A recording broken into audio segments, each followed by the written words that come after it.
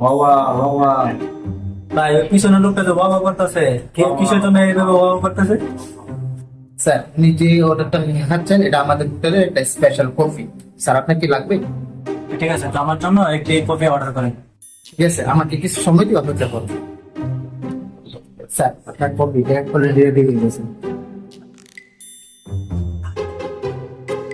আমি তো এটার মধ্যে স্পেশাল কোনো কিছু দেখতেছি না।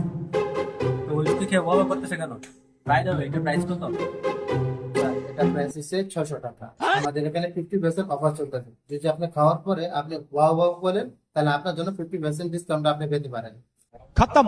Bye bye Tata.